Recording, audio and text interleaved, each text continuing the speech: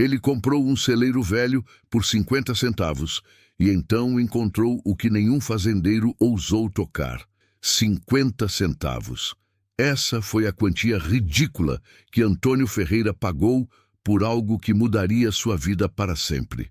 Ninguém imaginaria que R$0,5 pudesse desencadear uma descoberta capaz de reescrever a história de uma cidade inteira. Antônio era um homem simples de 52 anos, com as mãos calejadas de quem trabalhou a vida inteira debaixo do sol escaldante do interior de Minas Gerais. Viúvo há 3 anos, ele lutava para manter sua pequena propriedade rural funcionando apenas com a aposentadoria modesta e a venda esporádica de alguns produtos da horta. As contas se acumulavam na mesa da cozinha como folhas secas no outono, e cada mês trazia novos desafios financeiros. Foi durante um leilão de bens abandonados na prefeitura de São Bento do Campo que Antônio avistou o lote que ninguém queria. O celeiro centenário estava listado como construção em ruínas, localizado na antiga fazenda Santa Rosa, a 15 quilômetros da cidade. O leiloeiro quase nem mencionou a propriedade, descrevendo-a rapidamente como madeira podre e telhas quebradas, sem valor comercial aparente. Mas algo naquela descrição despertou a curiosidade de Antônio. Talvez fosse a madeira de lei que ainda pudesse ser aproveitada, ou simplesmente o instinto de um homem que aprendera a enxergar oportunidades onde outros viam apenas problemas. Quando fez o lance de 50 centavos, alguns presentes riram baixinho. O leiloeiro bateu o martelo quase com pena. 3 dias depois, Antônio dirigiu sua caminhonete velha pela estrada de terra empoeirada que levava à antiga fazenda. O celeiro surgiu entre as árvores como um fantasma do passado, uma estrutura imponente de madeira escurecida pelo tempo, com cerca de 20 metros de comprimento e 10 de largura. As paredes externas estavam cobertas por trepadeiras e várias telhas haviam caído, deixando buracos que permitiam a entrada de luz solar em feixes dourados. Ao se aproximar, Antônio sentiu um arrepio inexplicável. Havia algo majestoso naquela construção abandonada, como se ela guardasse memórias de tempos prósperos. O cheiro de madeira velha e terra úmida preenchia o ar, misturado com o perfume doce das flores silvestres que cresciam ao redor. A porta principal estava trancada com um cadeado enferrujado, mas Antônio contornou a estrutura em busca de outra entrada. Do lado esquerdo, encontrou uma porta lateral menor, cujos gonzos gemeram em protesto quando ele a forçou. Uma nuvem de poeira dançou nos raios de sol que invadiam o interior sombrio. O que Antônio viu lá dentro o fez parar abruptamente. O celeiro não estava completamente vazio como imaginara. Havia restos de equipamentos agrícolas antigos, algumas ferramentas enferrujadas e pilhas de madeira deteriorada. Mas foi quando seus olhos se ajustaram à penumbra que ele notou algo extraordinário. No centro do piso de madeira havia uma área retangular diferente das outras tábuas. Não era apenas uma diferença de cor ou textura, era um alçapão. E não um alçapão comum. Estava trancado com correntes grossas e um cadeado que, apesar da ferrugem, parecia resistente. As correntes eram de um metal pesado, claramente forjadas à mão, indicando idade considerável. Antônio se ajoelhou ao lado do alçapão, sentindo o coração acelerar. Por que alguém trancaria um porão com tamanha segurança? Que tipo de tesouro ou segredo justificaria correntes tão robustas? Ele passou os dedos pelas correntes frias, imaginando quantas décadas, ou talvez séculos, elas estavam ali, guardando silenciosamente o que quer que houvesse embaixo. A madeira ao redor do alçapão estava em melhor estado que o resto do piso, como se alguém tivesse se esforçado para proteger especificamente aquela área. Pequenos símbolos estavam entalhados discretamente na moldura de madeira, marcas que pareciam iniciais ou códigos de algum tipo. Naquele momento, parado no silêncio do celeiro abandonado, Antônio Ferreira não imaginava que acabara de encontrar o primeiro fio de uma trama que o levaria a descobertas extraordinárias. O alçapão trancado era apenas o começo de um mistério que permanecia oculto há mais de 100 anos, esperando pacientemente pelo homem certo para desvendá-lo. O vento soprou entre as tábuas soltas do telhado, produzindo um som quase musical, como se o próprio celeiro estivesse sussurrando segredos. Antônio sabia que sua vida acabara de tomar um rumo completamente novo. Se você está gostando desta história misteriosa, não esqueça de deixar seu like para me ajudar a continuar trazendo conteúdos assim. Inscreva-se no canal e ative o sininho para não perder os próximos capítulos. E me conta aqui nos comentários de que cidade você está assistindo e que horas são aí agora. Adoro saber onde estão nossos espectadores ao redor do Brasil. Antônio não conseguiu dormir naquela noite. Deitado em sua cama simples, ele revivia mentalmente cada detalhe do celeiro. O cheiro de madeira antiga, a forma como a luz filtrava pelas frestas do telhado e, principalmente, o alçapão misterioso com suas correntes pesadas. Por que alguém trancaria um porão com tanto cuidado? E por que ninguém havia mencionado sua existência durante o leilão? Às 5 da manhã, ainda no escuro, Antônio já estava de pé preparando o café. Decidira voltar ao celeiro com ferramentas adequadas, não para quebrar as correntes, pelo menos não ainda, mas para investigar melhor a estrutura e tentar entender a história por trás daquele alçapão. Carregou sua caminhonete com uma lanterna potente, algumas ferramentas básicas, uma câmera digital antiga que ganhara do filho anos atrás e uma garrafa térmica de café. Também levou um caderno para fazer anotações, um hábito que desenvolvera quando trabalhava como capataz em fazendas maiores, sempre documentando tudo com precisão. O sol nascia quando Antônio chegou novamente à antiga fazenda Santa Rosa. A luz matinal dava um aspecto diferente ao celeiro, menos misterioso e mais melancólico. Pássaros cantavam nas árvores próximas, e a brisa suave fazia as folhas sussurrarem como vozes do passado. Desta vez, ele examinou o exterior da construção com mais atenção. A madeira, apesar de escurecida pelo tempo, era de qualidade excepcional. Peroba rosa e ipê, madeiras nobres que valiam uma fortuna nos dias atuais.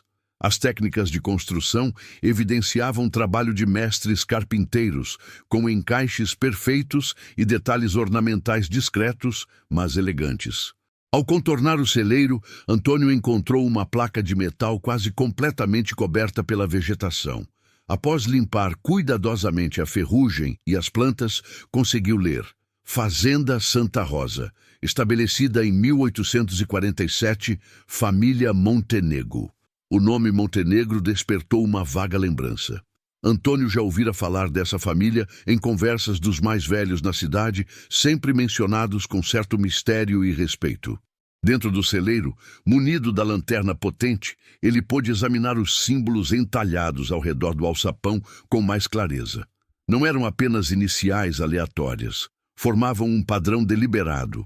HM 1878, para os que vierem depois. A data coincidiria com a época de ouro da região, quando as fazendas de café prosperavam e acumulavam riquezas consideráveis. As correntes eram ainda mais intrigantes sob a luz direta. Cada elo fora forjado à mão e o cadeado, apesar da ferrugem superficial, mostrava sinais de manutenção regular até algumas décadas atrás. Alguém cuidara daquele segredo por muito tempo, protegendo-o mesmo quando a fazenda foi abandonada. Antônio começou a fotografar todos os detalhes, documentando cada símbolo, cada peculiaridade das correntes, a posição exata do alçapão em relação à estrutura do celeiro. Sua experiência como capataz o ensinara que detalhes aparentemente insignificantes muitas vezes revelavam informações cruciais. Foi quando afastou algumas tábuas soltas próximas ao alçapão que fez uma descoberta surpreendente. Escondido entre as vigas de sustentação, encontrou um pequeno baú de metal, não maior que uma caixa de sapatos. Diferentemente do alçapão, este estava destrancado, como se alguém quisesse que fosse encontrado por quem chegasse até ali. Com as mãos trêmulas, Antônio abriu o baú. Dentro, protegidos por tecido encerado, havia 3 itens que fizeram seu coração disparar. Um mapa desenhado à mão, mostrando a planta do celeiro e a localização do alçapão.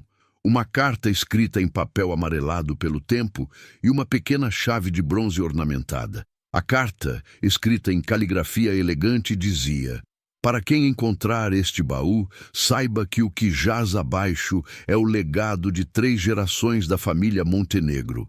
Não é ouro ou joias que guardamos, mas algo muito mais valioso para nossa terra e nossa gente. A chave abre apenas a primeira proteção. Use-a com sabedoria." Helena Montenegro, 1912.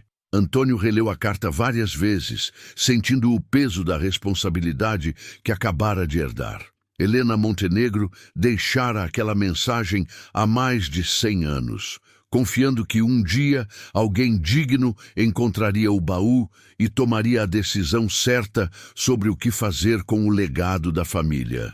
A pequena chave de bronze parecia quente em suas mãos, como se carregasse décadas de expectativa. Ele a segurou contra a luz, notando gravações minuciosas em sua superfície. Símbolos que pareciam combinar com alguns dos entalhes ao redor do alçapão. O mapa revelava detalhes que Antônio não havia notado. Pequenas marcações indicando a localização de outros objetos escondidos no celeiro, medidas precisas da profundidade do que havia sob o alçapão e anotações sobre cuidados especiais necessários para a preservação.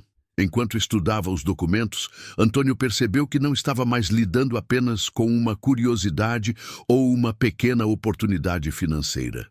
Estava segurando nas mãos um mistério histórico que poderia ter implicações muito além de sua pequena propriedade rural. O legado dos Montenegro, qualquer que fosse sua natureza, havia sido protegido por 5 gerações, esperando pelo momento certo para ser revelado. O vento voltou a soprar entre as tábuas do telhado e, desta vez, Antônio teve a sensação de que o celeiro estava aprovando sua descoberta. Como se Helena Montenegro, de alguma forma, soubesse que sua mensagem finalmente chegara às mãos certas. A chave de bronze pesava em suas mãos como uma responsabilidade secular. Durante toda a semana que se seguiu, Antônio não conseguiu pensar em outra coisa senão no alçapão e na misteriosa chave de bronze. Tentou manter sua rotina normal, cuidar dos animais, regar a horta, consertar a cerca dos fundos, mas seus pensamentos sempre retornavam ao celeiro e ao legado dos Montenegro. Na quinta-feira, decidiu que precisava de mais informações antes de usar a chave. Dirigiu-se à Biblioteca Municipal de São Bento do Campo, um prédio modesto, mas bem cuidado no centro da cidade. A bibliotecária, Dona Conceição, uma senhora de 60 anos conhecida por sua memória prodigiosa sobre a história local, o recebeu com curiosidade. Dona Conceição, a senhora conhece alguma coisa sobre a família Montenegro, que tinha a fazenda Santa Rosa? Perguntou Antônio, tentando soar casual. Os olhos da bibliotecária brilharam com interesse. Os Montenegro, uma das famílias mais influentes da região no século XIX. O patriarca Heitor Montenegro chegou aqui em 1847 com pouco mais que a roupa do corpo e construiu um império do café. Dizem que tinha visões muito à frente de seu tempo. Ela o conduziu a uma sessão especial com documentos históricos locais. A filha dele, Helena, foi uma mulher extraordinária. Primeira mulher a administrar uma fazenda sozinha na região depois que o marido morreu na Guerra do Paraguai. Mas a família sempre foi, como posso dizer, reservada. Havia rumores de que os Montenegro guardavam segredos importantes. Que tipo de segredos? Antônio perguntou, folheando fotografias antigas da fazenda em seu auge. Bem, isso são apenas histórias que passaram de geração em geração. Alguns diziam que Heitor Montenegro não enriqueceu apenas com café. Outros falavam que a família possuía documentos ou objetos de valor histórico inestimável. Mas vocês sabem como são essas histórias do interior. Dona Conceição deu de ombros, mas seus olhos sugeriam que acreditava haver verdade por trás dos rumores. Antônio passou horas examinando fotografias, mapas antigos e registros da época. Uma foto particularmente o chamou a atenção. Mostrava Helena Montenegro em 1910, uma mulher de aparência determinada, vestindo roupas elegantes, mas práticas, em pé diante do mesmo celeiro que agora lhe pertencia. Na foto, o celeiro estava em perfeitas condições, e era possível ver detalhes arquitetônicos que o tempo havia obscurecido.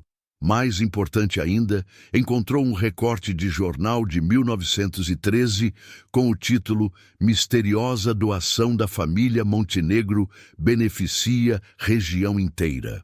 O artigo, embora desbotado, falava sobre como Helena Montenegro havia feito uma contribuição extraordinária para o desenvolvimento educacional e científico da região, mas não especificava a natureza exata da doação. No sábado, Antônio retornou ao celeiro com renovada determinação.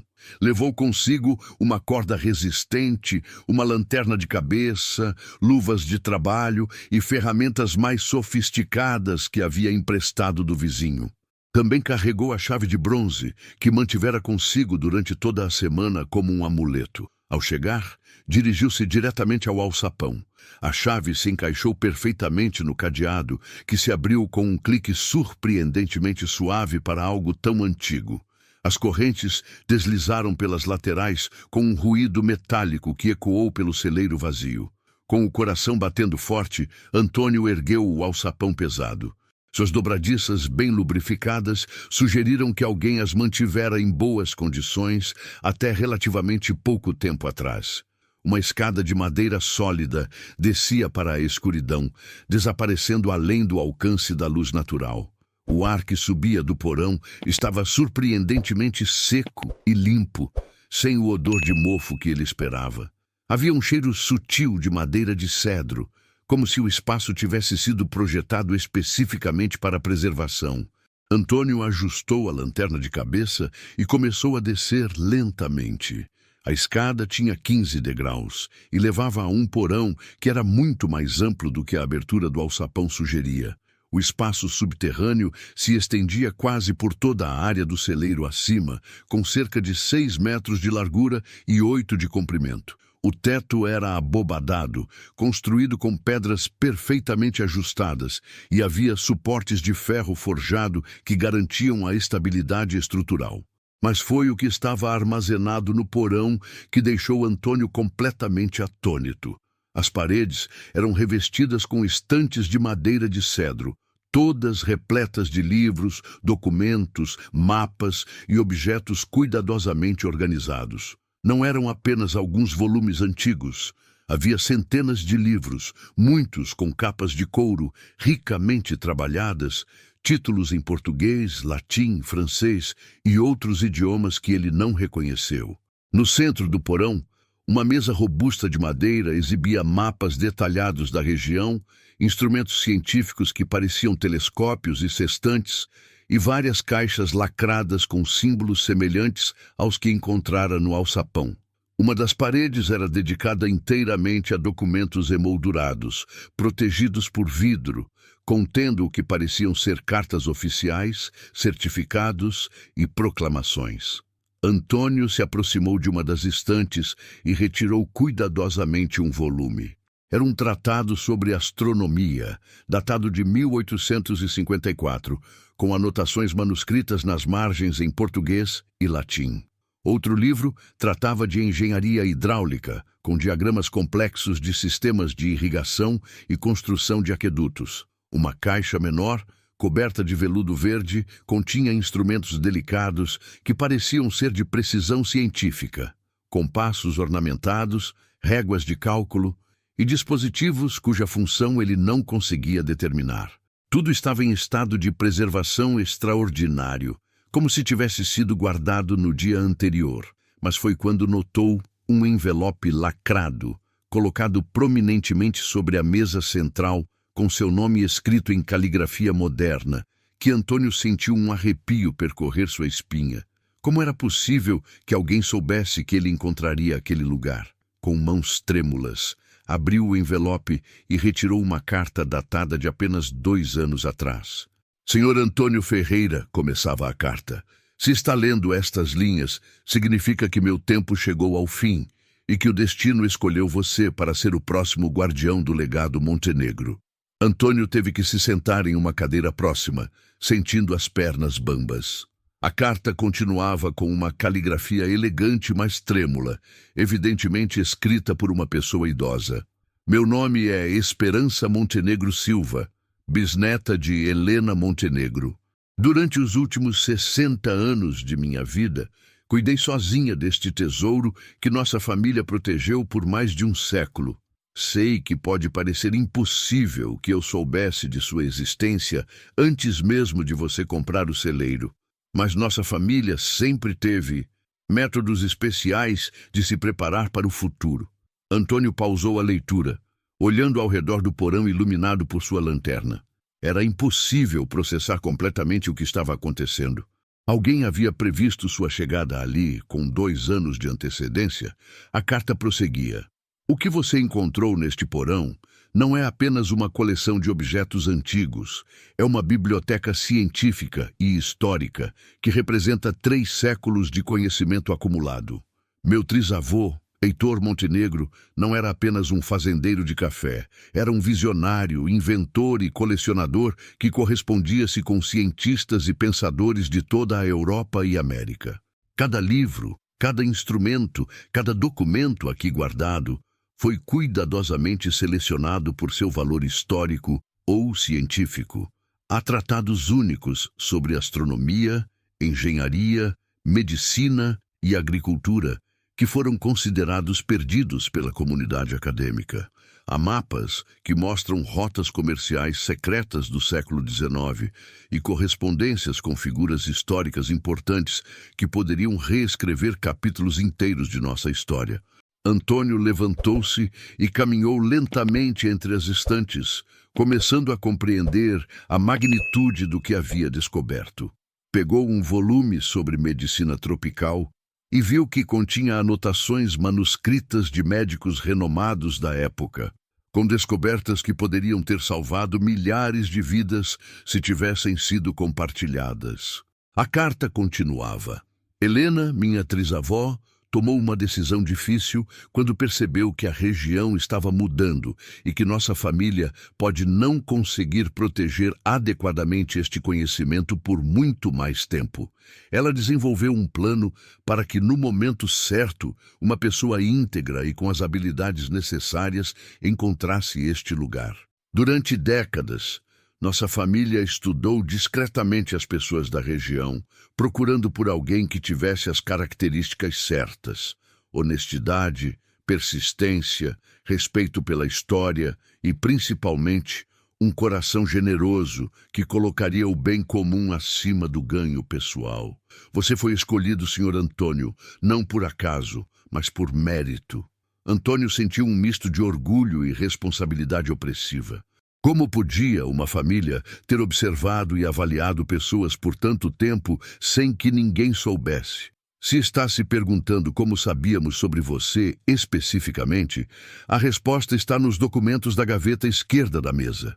Nossa família manteve registros detalhados sobre os habitantes da região por gerações, sempre procurando pelo futuro guardião. Suas ações ao longo dos anos, ajudando vizinhos em dificuldades, tratando animais feridos, mantendo sua propriedade com carinho, mesmo passando necessidades, foram todas notadas e avaliadas. Antônio abriu a gaveta mencionada e encontrou uma pasta com seu nome. Dentro, havia fotografias suas em vários momentos dos últimos anos, ajudando a família Rodrigues quando perderam a casa em um incêndio, carregando medicamentos para Dona Maria quando ela estava doente, consertando a ponte da estrada vicinal sem cobrar nada da prefeitura. Alguém havia documentado discretamente suas ações ao longo de uma década. Agora você deve estar se sentindo observado ou invadido em sua privacidade. A carta antecipava seus sentimentos. Mas saiba que tudo foi feito com o maior respeito e apenas para proteger este legado. Nunca interferimos em sua vida ou influenciamos suas decisões. Apenas observamos e esperamos. Chegando à parte prática, este tesouro vale milhões de reais se vendido a colecionadores privados.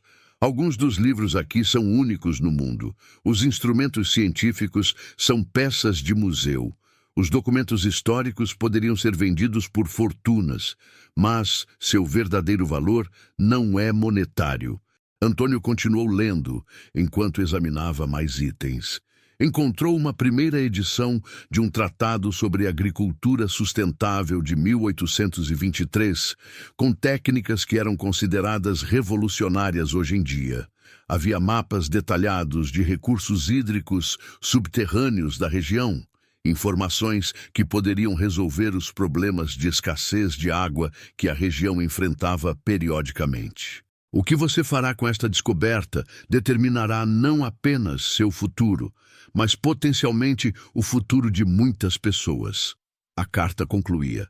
Na mesa, encontrará uma lista de contatos, historiadores, cientistas e instituições que podem ajudá-lo a avaliar e preservar adequadamente este conhecimento. Alguns deles já sabem sobre a existência desta coleção e estão esperando há anos pela oportunidade de estudá-la. Confio em sua sabedoria para tomar a decisão certa. Se escolher compartilhar este conhecimento com o mundo, nossa família finalmente terá cumprido seu propósito.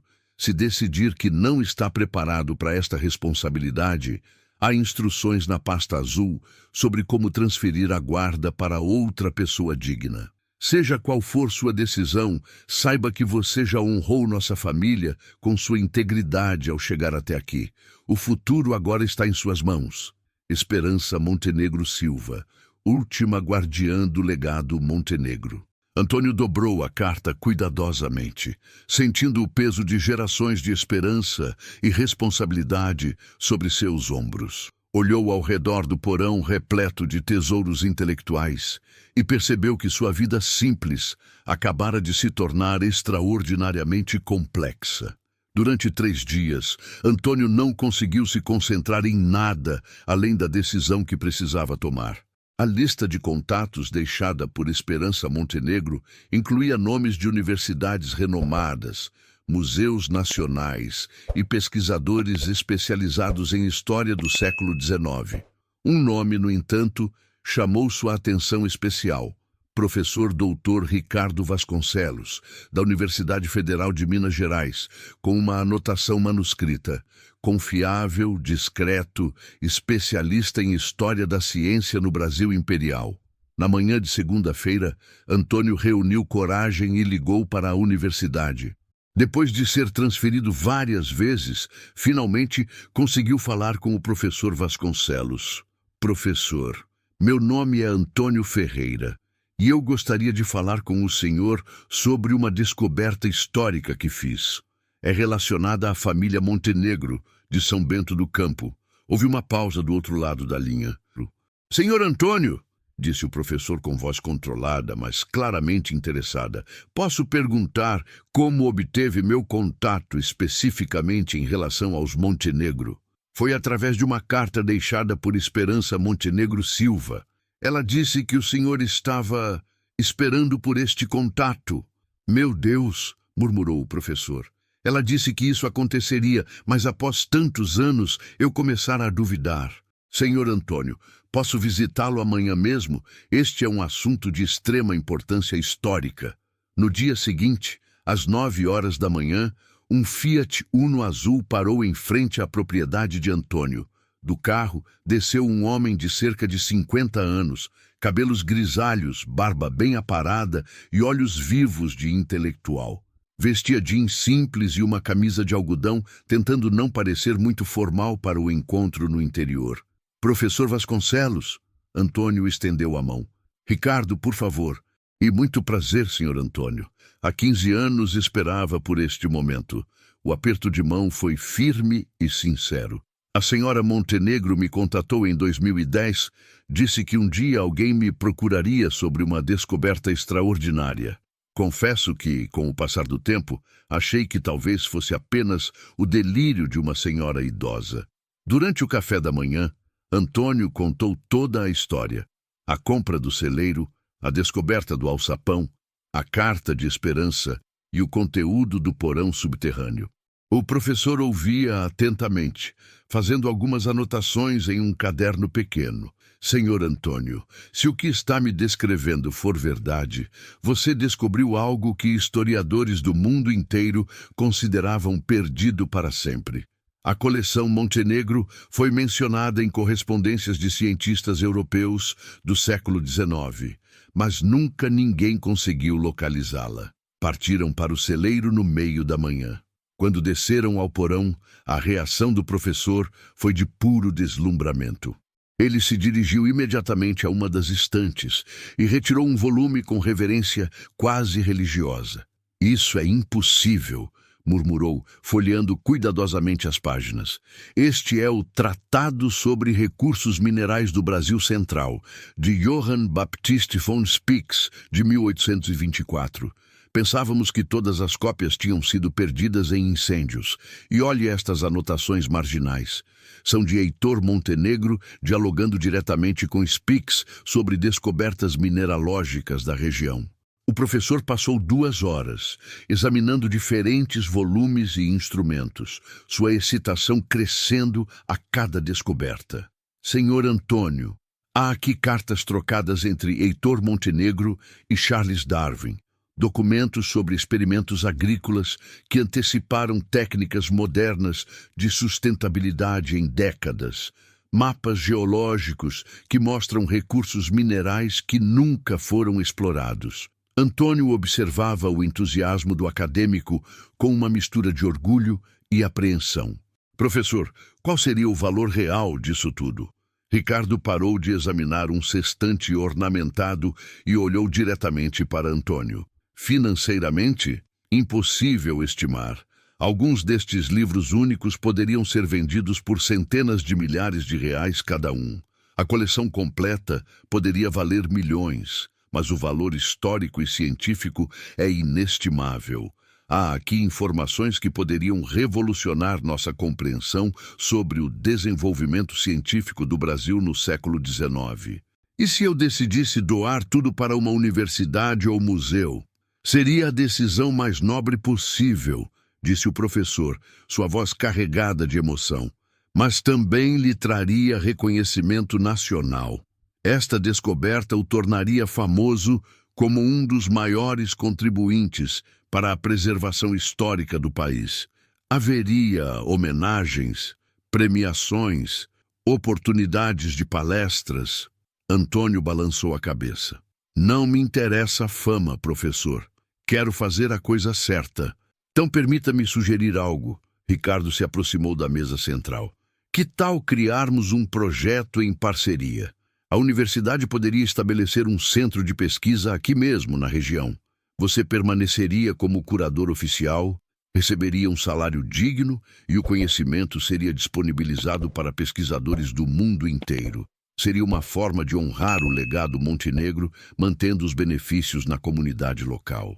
A ideia fez os olhos de Antônio brilharem. Isso seria possível? Mais que possível. Com uma descoberta desta magnitude, conseguiríamos financiamento do governo federal, de fundações internacionais e de universidades parceiras. Em 2 anos, São Bento do Campo poderia se tornar um centro de referência em história da ciência no Brasil. Antônio sentiu uma emoção profunda ao imaginar sua pequena cidade natal ganhando reconhecimento por algo tão positivo. E a família Montenegro seria devidamente homenageada? Claro, tudo levaria o nome Montenegro Ferreira. Você seria eternamente lembrado como o homem que trouxe à luz um dos maiores tesouros intelectuais do país. O professor estendeu a mão. Então temos uma parceria? Antônio apertou a mão do professor, sentindo que estava tomando a decisão que mudaria não apenas sua vida, mas possivelmente o destino de muitas pessoas. Temos uma parceria, professor. Vamos fazer história.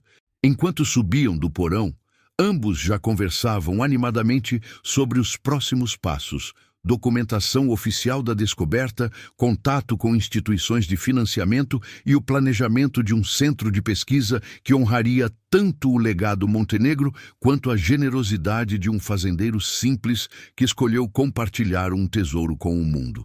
O vento soprou novamente entre as tábuas do celeiro e, desta vez, Antônio teve certeza de que Helena Montenegro estava sorrindo. 2 semanas após o encontro com o professor Vasconcelos, Antônio acordou com o barulho de pneus cantando na estrada de terra em frente à sua casa. Eram 6 da manhã, muito cedo para visitas sociais. Pela janela, viu um Mercedes-Benz preto parado em sua porteira, completamente deslocado na paisagem rural simples. 2 homens de terno desceram do carro. Um era alto e magro, com óculos escuros apesar da hora matinal. O outro, mais baixo e robusto, carregava uma pasta de couro que parecia cara. Ambos tinham a postura rígida de quem estava acostumado a conseguir o que queria. Antônio vestiu rapidamente uma camisa e foi atender. Bom dia, senhores. Em que posso ajudá-los? Senhor Antônio Ferreira? Perguntou o homem alto, retirando os óculos e revelando olhos frios e calculistas. Meu nome é Augusto Menezes. Represento um grupo de colecionadores internacionais. Viemos falar sobre sua recente aquisição. O coração de Antônio acelerou, mas ele tentou manter a expressão neutra. Não sei do que estão falando. O homem mais baixo abriu a pasta e retirou várias fotografias. Com o horror, Antônio reconheceu imagens do interior do porão, dos livros raros, dos instrumentos científicos. Alguém havia fotografado tudo sem sua permissão. Não precisamos fingir, senhor Ferreira, disse Menezes com um sorriso que não chegava aos olhos.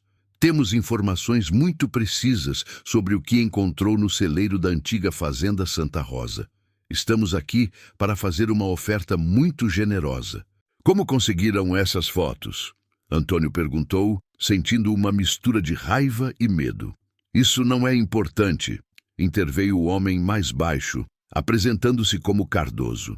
O importante é que representamos compradores que estão dispostos a pagar 15 milhões de reais à vista pela coleção completa. Cash, sem perguntas, sem burocracia. 15 milhões. Era mais dinheiro do que Antônio poderia gastar em várias vidas, mas algo na atitude dos homens o deixava profundamente desconfortável. E se eu não estiver interessado em vender? Os 2 homens trocaram olhares significativos. Senhor Ferreira, disse Menezes, sua voz assumindo um tom mais frio. Acredito que não compreende completamente sua situação. Esta descoberta atraiu atenção internacional. Há pessoas muito poderosas interessadas nesta coleção, e nem todas são tão civilizadas quanto nós. Estão me ameaçando? De forma alguma. Cardoso sorriu, mas seus olhos permaneceram duros. Estamos oferecendo proteção. Aceite nossa oferta e garantiremos que poderá viver tranquilamente com sua fortuna. Recuse e bem. Não podemos garantir que outros interessados sejam tão respeitosos quanto nós. Antônio sentiu um frio na espinha. Preciso de tempo para pensar. Claro! Menezes entregou um cartão de visita elegante. Você tem 48 horas. Após isso, nossa oferta expira e... Bem, outros métodos podem ser necessários. Depois que os homens partiram, Antônio correu para o celeiro. Tudo parecia normal por fora, mas ao examinar cuidadosamente o interior, encontrou sinais sutis de invasão. Algumas tábuas ligeiramente deslocadas, pegadas diferentes das suas próximas ao alçapão, e uma pequena câmera de vigilância discretamente instalada em uma viga. Com mãos trêmulas, ligou para o professor Vasconcelos. Professor, temos um problema sério. Antônio? Que aconteceu? Depois de contar sobre a visita dos homens de terno, houve uma longa pausa do outro lado da linha. Antônio, isso é mais grave do que imaginei. Preciso entrar em contato com algumas pessoas imediatamente. Enquanto isso, você não deve ficar sozinho. Há alguém da sua confiança que pode ficar com você? Meu filho mora em Belo Horizonte, mas pode vir. Chame-o agora. E Antônio, não volte ao celeiro sozinho. Há fortunas envolvidas e algumas pessoas matam por muito menos. Ao meio-dia, João, filho de Antônio, chegou dirigindo sua estrada vermelha.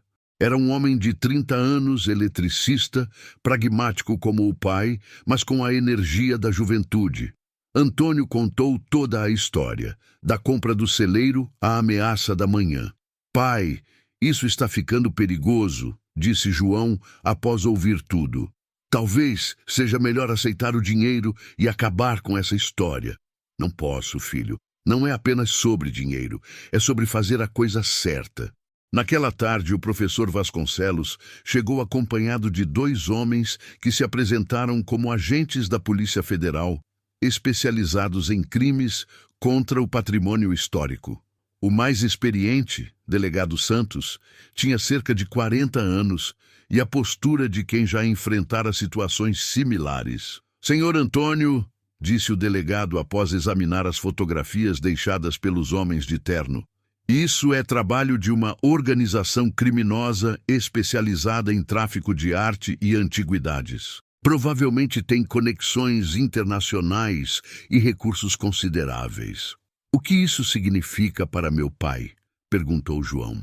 Significa que ele está em perigo real, mas também que podemos usar esta situação para desmantelar uma rede criminosa que perseguimos há anos. O delegado olhou diretamente para Antônio.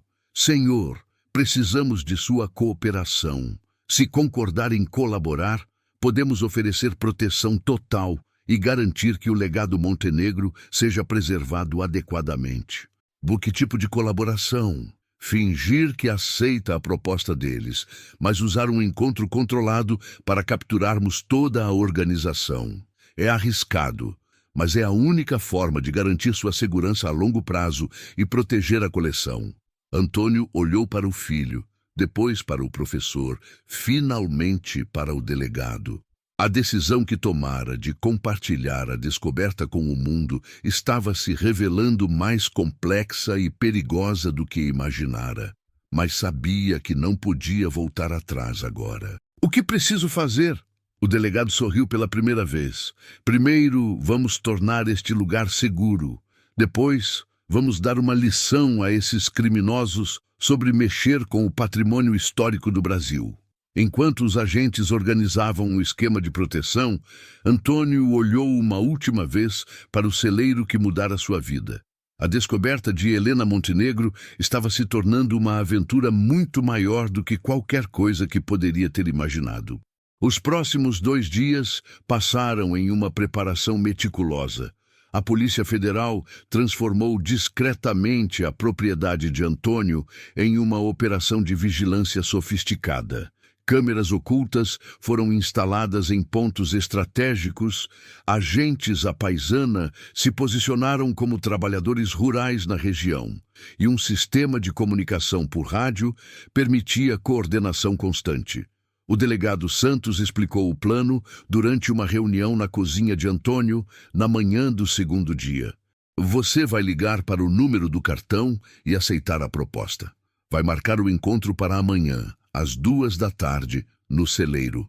Dirá que quer fazer a transação lá mesmo, onde está a mercadoria. E se eles desconfiarem? Perguntou João, que havia decidido ficar para apoiar o pai. Por isso vamos fazer tudo parecer natural, respondeu a agente Carla, uma mulher de 35 anos, especializada em operações infiltradas. Antônio vai demonstrar nervosismo, vai pedir algumas garantias, vai negociar um pouco o preço, comportamento esperado de alguém que nunca lidou com esse tipo de situação. Professor Vasconcelos, que havia permanecido para documentar todo o processo, levantou uma preocupação. E a segurança da coleção? Se houver confronto? Por isso vamos fazer a operação no celeiro, não no porão, explicou Santos. A coleção ficará protegida e teremos controle total do ambiente. Às 10 horas da manhã, Antônio fez a ligação. Sua voz tremia ligeiramente, uma mistura de nervosismo real e atuação orientada pelos agentes. Senhor Menezes, é Antônio Ferreira. Pensei muito sobre sua proposta. E? A voz do outro lado era impaciente. Aceito, mas quero fazer a transação no local onde está a mercadoria, no celeiro, amanhã às 2 da tarde. Houve uma pausa. Por que no celeiro? Porque quero ter certeza de que vocês vão levar tudo, sem deixar nada para trás que possa me comprometer. E quero conferir se está tudo intacto antes de entregar. Inteligente. Menezes pareceu aprovar. Estaremos lá com o dinheiro. Mas, senhor Ferreira, espero que compreenda que não toleraremos surpresas. Sem surpresas. Só quero fazer o negócio e seguir minha vida. Após desligar, Antônio sentou-se pesadamente na cadeira. Agora não há mais volta. Você está fazendo a coisa certa, pai. João pôs a mão no ombro do homem. A família Montenegro ficaria orgulhosa. O resto do dia foi dedicado aos preparativos finais. O celeiro foi equipado com microfones direcionais, câmeras ocultas e pontos de comunicação que permitiriam coordenação perfeita entre os agentes. A área ao redor foi mapeada, rotas de escape foram bloqueadas discretamente e posições estratégicas foram ocupadas por atiradores de elite. Naquela noite, Antônio mal conseguiu dormir. Ficou imaginando Helena Montenegro, mais de 100 anos atrás, tomando a decisão de esconder o legado da família. Será que ela imaginara que um dia a preservação daquele conhecimento dependeria de uma operação policial? Na manhã seguinte, às 2 horas em ponto, o Mercedes-Benz preto apareceu novamente, seguido desta vez por uma van preta com vidros fumê.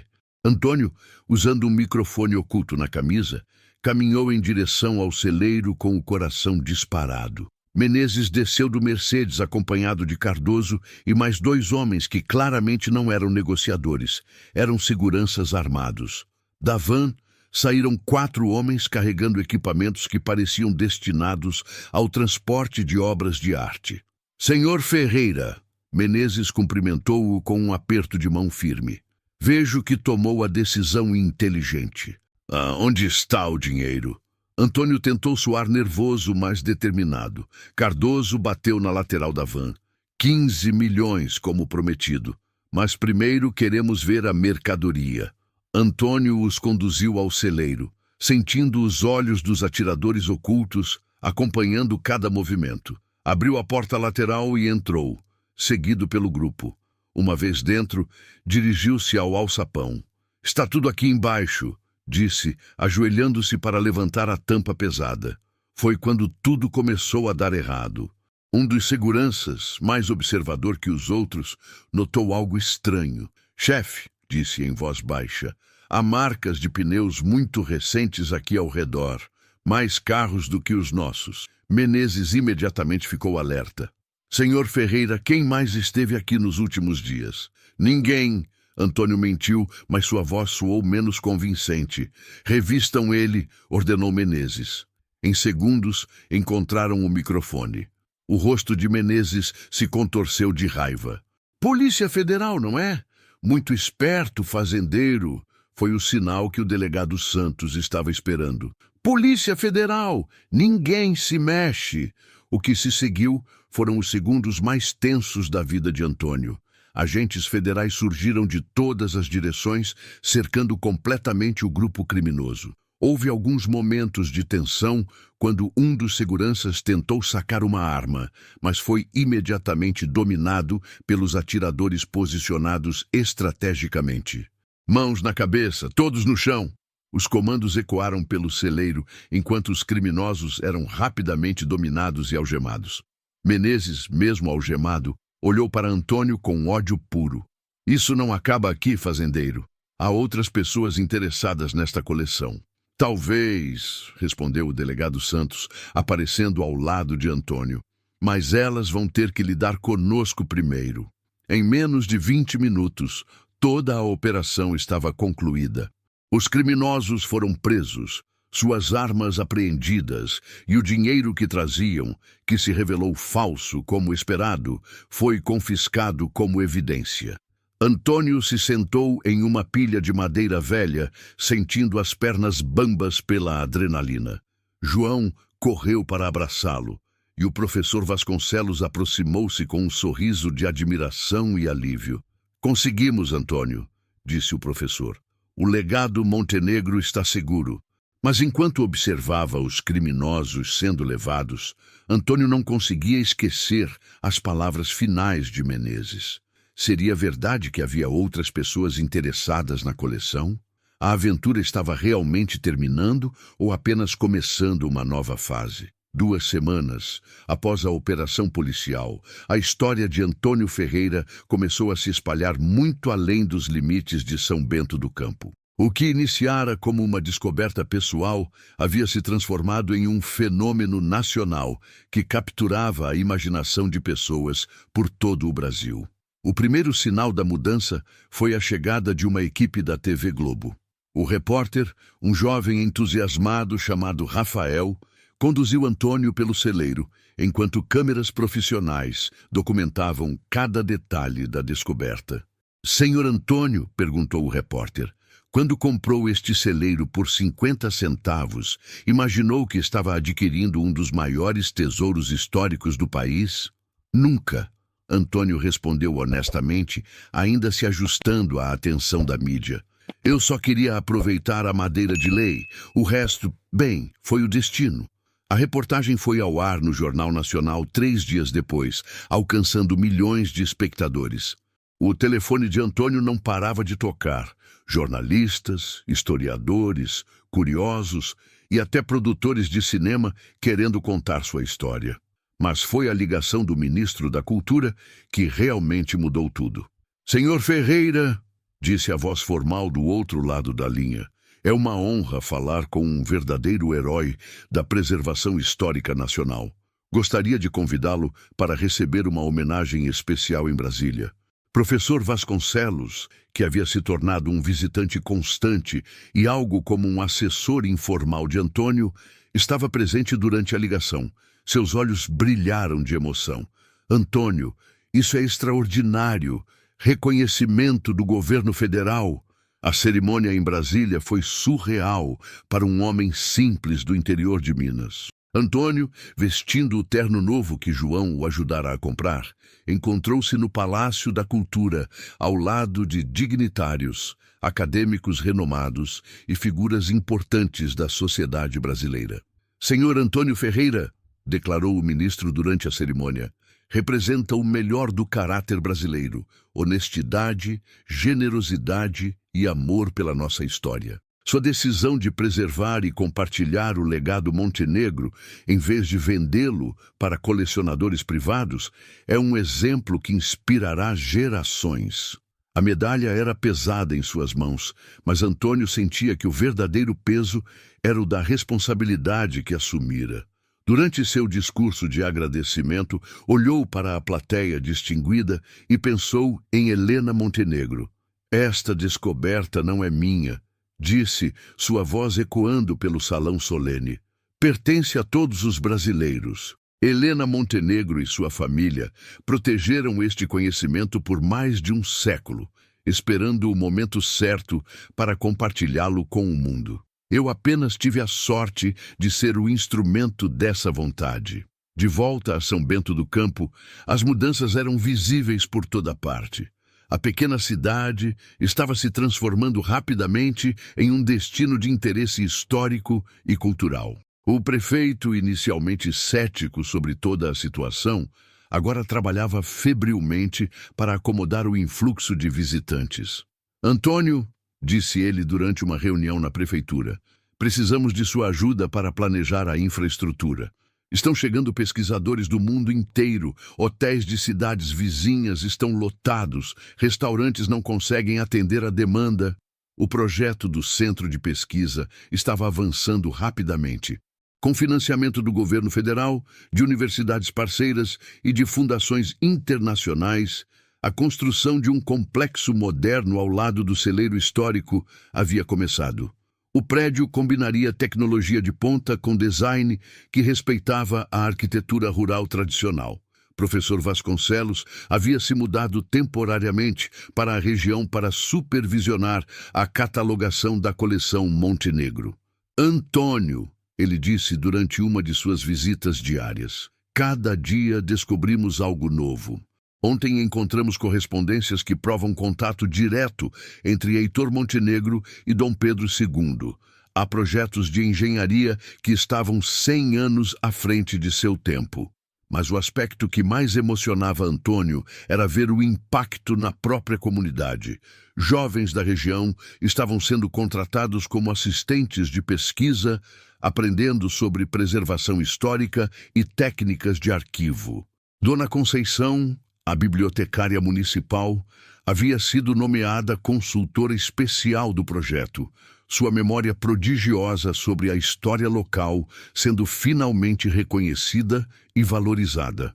Sabe, Antônio, ela lhe disse durante uma conversa na biblioteca, toda a minha vida ouvi histórias sobre os Montenegro, mas nunca imaginei que um dia veria essa família receber o reconhecimento que merecia. E tudo graças à sua coragem de fazer a coisa certa. A propriedade de Antônio também estava mudando. Manteve sua casa simples e sua pequena horta, mas agora havia trilhas bem sinalizadas, levando ao centro de pesquisa um estacionamento modesto para visitantes e placas explicativas sobre a história da descoberta. João havia pedido demissão do emprego em Belo Horizonte e voltado para ajudar o pai a gerenciar as demandas crescentes. "Pai", disse ele enquanto organizavam documentos no escritório improvisado que montaram em um dos quartos. "Nossa vida mudou completamente, não é?" "Mudou", Antônio concordou. "Mas acho que para melhor. Estamos fazendo algo importante, filho. Algo que vai durar muito além de nossas vidas." Uma tarde, enquanto caminhava sozinho pelo celeiro, que agora abrigava réplicas dos itens mais importantes, os originais haviam sido transferidos para um ambiente climatizado no novo centro, Antônio parou diante do alçapão aberto. Imaginou Helena Montenegro descendo aqueles mesmos degraus mais de 100 anos atrás, organizando cuidadosamente cada livro, cada documento, cada instrumento. "Obrigado", sussurrou para o ar silencioso. "Obrigado por confiar em mim." O vento soprou suavemente pelas frestas do telhado, carregando com ele o perfume das flores que cresciam ao redor do celeiro. Por um momento, Antônio teve a sensação de que Helena estava ali, sorrindo com aprovação pelo rumo que sua descoberta havia tomado. Sua vida simples havia se transformado em algo extraordinário, mas o homem essencial permanecia o mesmo, alguém que acreditava em fazer a coisa certa, independentemente das consequências pessoais. 6 meses após a descoberta inicial, o Centro de Pesquisa Montenegro Ferreira foi oficialmente inaugurado. O complexo moderno, construído com painéis solares e sistemas sustentáveis de climatização, contrastava harmoniosamente com o celeiro histórico preservado ao lado. Uma passarela de vidro conectava os dois prédios, simbolizando a ponte entre passado e futuro. A cerimônia de inauguração atraiu personalidades de todo o mundo. Reitores de universidades europeias, diretores de museus internacionais, pesquisadores de diversos países e autoridades brasileiras se reuniram na pequena São Bento do Campo para celebrar o que muitos consideravam uma das descobertas históricas mais importantes do século XXI. Antônio, agora oficialmente nomeado curador honorário do centro, observava a movimentação com uma mistura de orgulho e espanto. Vestia um terno simples, mas elegante, uma concessão às ocasiões formais que se tornaram parte de sua nova vida, mas mantinha a humildade e a simplicidade que sempre o caracterizaram. "Senhor Antônio", Aproximou-se dele uma mulher elegante de cerca de 40 anos. Sou doutora Isabella Romani, da Universidade de Roma. Queria pessoalmente agradecer por preservar este tesouro. Nossa equipe identificou 3 manuscritos únicos que vão revolucionar nossa compreensão sobre as relações comerciais entre Brasil e Europa no século XIX. Conversas similares se repetiam constantemente. Cada pesquisador trazia descobertas que confirmavam a extraordinária visão de Heitor Montenegro e a sabedoria de Helena ao preservar o legado familiar. Os instrumentos científicos haviam revelado técnicas de metalurgia avançadas. Os mapas mostravam rotas comerciais secretas que conectavam o interior brasileiro aos portos europeus, e as correspondências documentavam uma rede intelectual que espalhava conhecimento por 2 continentes. Professor Vasconcelos, agora diretor científico oficial do centro, apresentou durante a cerimônia os resultados mais impressionantes das pesquisas. Em apenas 6 meses, disse ele para a plateia internacional, catalogamos 847 livros únicos, 312 instrumentos científicos, 1.203 documentos históricos e 89 mapas que são únicos no mundo. O valor científico desta coleção supera nossas estimativas mais otimistas. Mas foi durante o discurso principal que Antônio recebeu a maior surpresa de todas. Senhoras e senhores, anunciou o presidente da Fundação Brasil Ciência, temos uma revelação especial para fazer hoje. Durante as pesquisas na coleção Montenegro, descobrimos algo que nem mesmo o senhor Antônio conhece. Antônio olhou surpreso para o professor Vasconcelos, que sorriu misteriosamente. Helena Montenegro deixou um último segredo, descoberto apenas ontem por nossa equipe. Escondido dentro de um dos instrumentos astronômicos, encontramos um compartimento secreto contendo o testamento final da família Montenegro, datado de 1920. Um assistente trouxe um documento protegido por vidro especial. A caligrafia elegante de Helena era claramente visível. Este testamento, continuou o presidente, estabelece que qualquer pessoa que descobrisse e preservasse adequadamente o legado Montenegro teria direito a uma herança específica, uma propriedade de 500 hectares de terra produtiva, localizada no Vale do Paranhana, registrada em nome da família até hoje. A plateia murmurou em surpresa, mas Antônio sentiu as pernas bambas. 500 hectares? Era uma fazenda inteira. Além disso, prosseguiu o presidente, Helena previu que os custos de preservação e pesquisa seriam consideráveis. Por isso, estabeleceu também um fundo monetário, investido e administrado por bancos suíços durante mais de um século. Esse fundo, incluindo juros compostos, atualmente vale aproximadamente 80 milhões de reais. O silêncio foi completo por alguns segundos, seguido por aplausos entusiasmados. Antônio precisou se sentar em uma cadeira próxima, sentindo-se tonto com a revelação.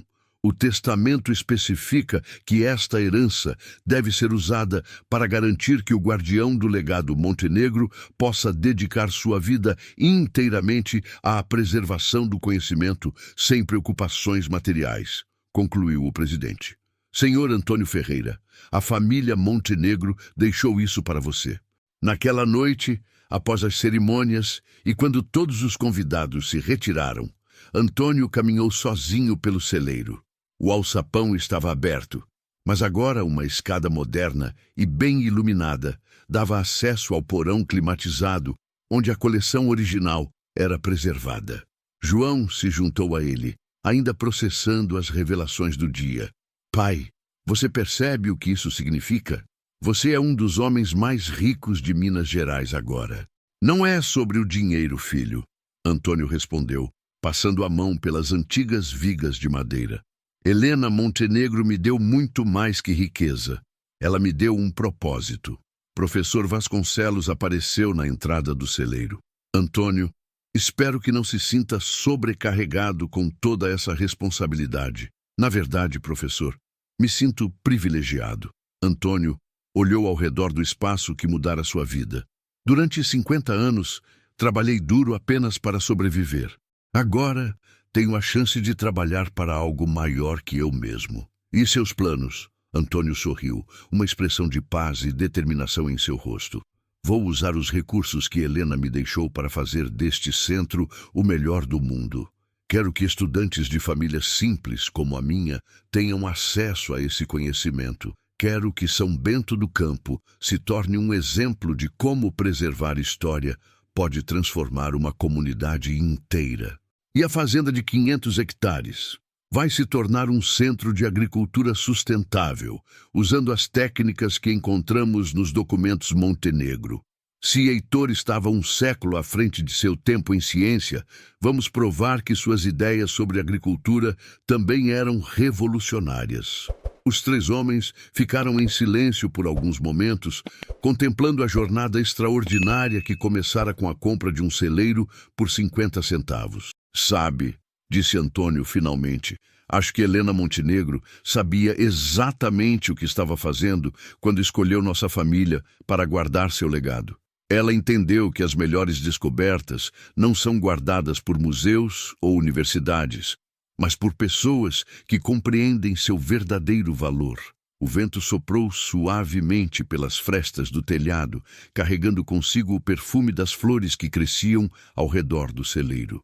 E pela primeira vez desde a descoberta, Antônio teve a clara sensação de que Helena Montenegro estava finalmente em paz, sabendo que seu legado estava em mãos seguras para as próximas gerações. Um ano depois da descoberta que mudara sua vida, Antônio Ferreira estava em pé no alto da torre de observação do Centro de Pesquisa Montenegro Ferreira, contemplando a transformação extraordinária que São Bento do Campo havia experimentado. A pequena cidade do interior mineiro agora recebia visitantes de todo o mundo, mas havia conseguido manter seu charme rural e sua identidade única.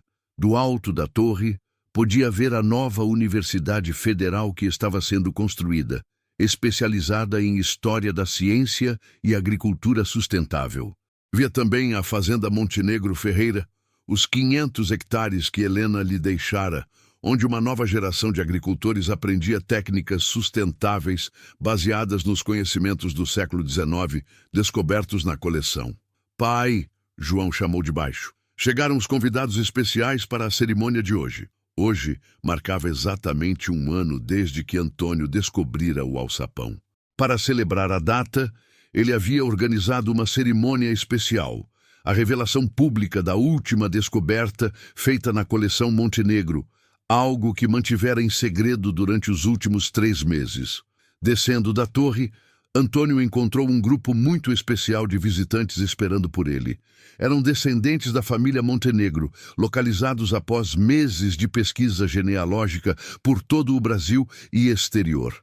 Uma senhora elegante de 70 anos se aproximou dele com lágrimas nos olhos. "Senhor Antônio", disse ela com voz emocionada, "sou Maria Helena Montenegro Santos, bisneta da Helena Montenegro. Não temos palavras para agradecer o que fez por nossa família." Ao lado dela, um homem de meia idade segurava cuidadosamente uma caixa antiga. "Sou Carlos Montenegro, tataraneto de Heitor. Quando soubemos de sua descoberta, procuramos nos arquivos familiares e encontramos algo que acreditamos pertencer à coleção." Antônio abriu a caixa com curiosidade. Dentro, protegido por tecido de seda, havia um relógio de bolso de ouro com gravações intrincadas e uma carta lacrada com cera vermelha. A carta estava endereçada para o guardião do legado, a ser aberta em 19 de setembro de 2025. O coração de Antônio parou. Era exatamente a data de hoje. "Como é possível?", murmurou, olhando a data na carta. "Helena Montenegro era especial", explicou Maria Helena.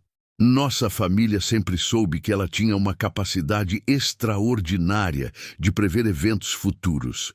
Esta carta estava com instruções específicas para ser entregue hoje, nesta data exata, ao homem que encontrasse o legado." Com mãos trêmulas, Antônio quebrou o lacre de cera.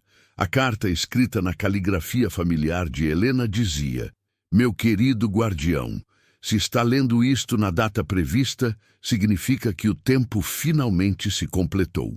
O relógio que acompanha esta carta pertenceu a meu bisavô, que o recebeu de Dom Pedro I, em reconhecimento aos serviços prestados ao Império. Mas seu verdadeiro valor não está no ouro, está no que guarda dentro. Professor Vasconcelos, que havia chegado para a cerimônia, examinou cuidadosamente o relógio. Descobriu um mecanismo secreto que abria um compartimento oculto. Dentro havia um pequeno pergaminho com coordenadas geográficas e uma mensagem. O último segredo dos Montenegro aguarda neste local. Isso é incrível, disse o professor. Helena deixou uma trilha de descobertas que atravessa mais de um século. As coordenadas levavam a um local na antiga fazenda Montenegro, agora parte das terras que Antônio havia herdado. Uma expedição foi organizada imediatamente, incluindo os descendentes Montenegro, pesquisadores do centro, autoridades locais e, é claro, Antônio. O local indicado pelas coordenadas era uma colina suave, coberta por uma árvore centenária. Um ipê amarelo majestoso, que havia testemunhado mais de 100 anos de história. Escavações cuidadosas revelaram uma cápsula do tempo enterrada exatamente onde Helena havia indicado. A cápsula continha o último tesouro dos Montenegro. Não ouro ou joias, mas algo muito mais valioso. Eram as memórias completas de 5 gerações da família, registradas em diários, fotografias, cartas pessoais e documentos que contavam não apenas a história dos Montenegro, mas a história do desenvolvimento do Brasil através dos olhos de uma família visionária. Havia também um mapa detalhado mostrando a localização de outras famílias da região que haviam preservado conhecimentos e tradições importantes, criando uma rede de preservação histórica muito maior do que qualquer um imaginara. Helena Montenegro não apenas preservou o legado de sua família, disse Antônio durante a cerimônia de encerramento daquele dia extraordinário. Ela criou um sistema para preservar a memória de toda uma região, de toda uma época. Naquela noite, enquanto todos os visitantes se retiravam, Antônio ficou sozinho no celeiro pela última vez, antes que fosse transformado permanentemente em memorial. O alçapão agora havia se tornado um símbolo nacional de esperança e descoberta, visitado por milhares de pessoas todos os meses. Sentado na mesma pilha de madeira onde descansara após a operação policial, Antônio refletiu sobre a jornada extraordinária que começara com 50 centavos. Havia encontrado muito mais que um tesouro material. Descobrira seu propósito na vida, transformara uma comunidade inteira e preservara conhecimentos que beneficiariam gerações futuras. O vento soprou uma última vez pelas frestas do telhado, trazendo o perfume das flores que agora cresciam por toda a propriedade. Antônio sorriu, sabendo que Helena Montenegro finalmente poderia descansar em paz. Seu legado estava seguro, seu conhecimento estava sendo compartilhado e sua visão de um futuro melhor estava se tornando realidade. Do lado de fora, podia ouvir o som de risadas de crianças da cidade que brincavam nos jardins do centro de pesquisa. Uma nova geração crescia sabendo que histórias extraordinárias podiam ser encontradas nos lugares mais simples, que tesouros verdadeiros não eram medidos em dinheiro, mas em conhecimento compartilhado e comunidades transformadas. Antônio Ferreira, o fazendeiro simples que comprara um celeiro por 50 centavos, havia se tornado o guardião de um legado que duraria para sempre. E no silêncio dourado do entardecer mineiro, ele sabia que fizera exatamente o que Helena Montenegro esperava, transformara uma descoberta pessoal em um presente para toda a humanidade. A história do celeiro abandonado havia chegado ao fim, mas o legado que despertara estava apenas começando a escrever novos capítulos na história do Brasil e do mundo. Esta foi a história completa de O Segredo do Celeiro Abandonado, uma jornada de descoberta, coragem e generosidade que nos lembra que os maiores tesouros são aqueles que compartilhamos com o mundo. Obrigado por acompanhar esta aventura extraordinária, desde os primeiros momentos, no celeiro empoeirado, até a transformação completa de uma comunidade inteira. Se você gostou dessa história misteriosa, não esqueça de deixar seu like para me ajudar a continuar trazendo mais conteúdos assim. Inscreva-se no canal e ative o sininho para não perder as próximas histórias. E me conta aqui nos comentários de que cidade você está assistindo e que horas são aí agora. Adoro saber onde estão nossos espectadores ao redor do mundo. Até a próxima.